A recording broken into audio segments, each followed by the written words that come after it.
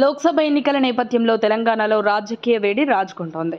రాజకీయ పరిణామాలు శరవేగంగా మారుతున్నాయి. ఈ క్రమంలో మాజీ ఎంపీ, బీజేపీ సీనియర్ నేత జితేందర్ రెడ్డితో ముఖ్యమంత్రి రేవంత్ రెడ్డి భేటీ అవ్వడం, అలాగే కర్ణాటక ఉప ముఖ్యమంత్రి డీకే శివకుమార్ని మాజీ మంత్రి మల్లారెడ్డి కుటుంబం కలవడం హాట్ టాపిక్గా మారింది. మహబూబ్ నగర్ బీజేపీ టికెట్ ఆశించి నిరాశకు గురైన జితేందర్ రెడ్డిని సీఎం రేవంత్ రెడ్డి ఆయన ఇంటికి వెళ్లి మరీ కలిశారు.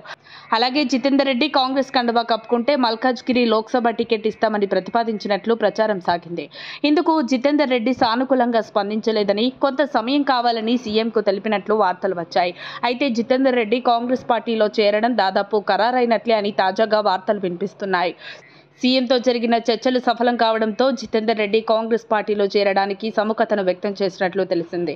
చేవెళ్ల, మల్కాజ్గిరి పార్లమెంటు నియోజకవర్గాల నుండి జితేందర్ రెడ్డి పోటీ చేసే అవకాశం ఉన్నట్లు ప్రచారం జరిగింది.